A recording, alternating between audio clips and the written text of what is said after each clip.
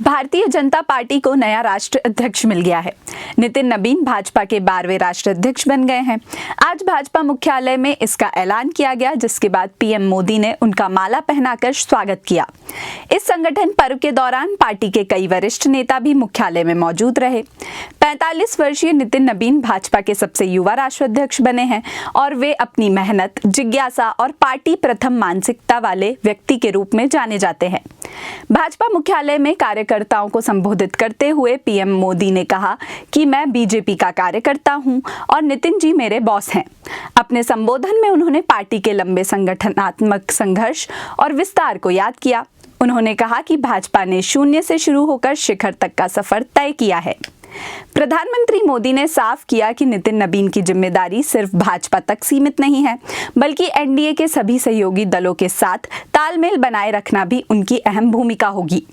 इसी के साथ उन्होंने भाजपा को केवल राजनीतिक दल नहीं, बल्कि एक संस्कार और परिवार बताया और कहा कि हमारे यहाँ अध्यक्ष बदलते हैं, आदर्श नहीं। नेतृत्व बदलता है, लेकिन दिशा नहीं बदलती।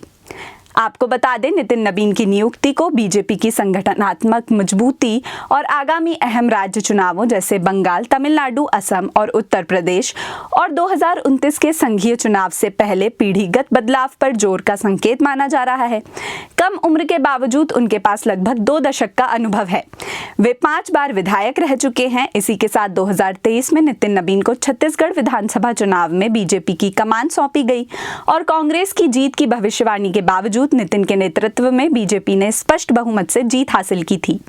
इसके अलावा उन्हें दिल्ली चुनाव में अहम भूमिका निभाने के लिए भी जाना जाता है। प्रधानमंत्री मोदी ने नबीन के व्यक्तित्व की सराहना करते हुए कहा कि जो भी उनके संपर्क में आया, उसने उनकी सरलता, सहजता और व्यवहारिकता की प्रशंसा की।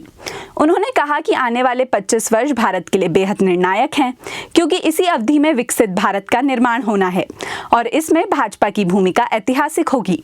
पीएम मोदी ने यह भी कहा कि नितिन नबीन उसी पीढ़ी से आते हैं जिन्होंने आर्थिक, सामाजिक और तकनीकी बदलावों को अपनी आंखों से देखा है। यही अनुभव उन्हें भविष्य की चुनौतियों के लिए सक्षम बनाता है। उन्होंने याद दिलाया कि इस वर्ष जनसंघ की स्थापना के 75 वर्ष पूरे हो रहे हैं और उसी विचारधारा से भाजपा का जन्म हुआ है।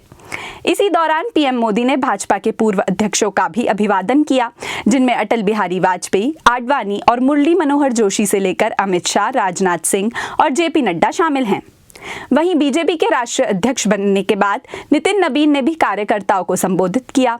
उन्होंने अपने संबोधन में पार्टी का आभार व्यक्त करते हुए कहा कि बीजेपी के विस्तार में योगदान देने वाले हमारे शीर्ष नेतृत्व ने मुझ जैसे साधारण कार्यकर्ता को पार्टी के सर्वोच्च पद तक पहुंचाया और अवसर दिया। इसके लिए मैं सभी को प्रणाम करता हूं। अब देखना ये होगा कि बीजेपी की युवा नेतृत्व वाली रणनीति पार्टी को नई ऊर्जा दे पाती है या नहीं।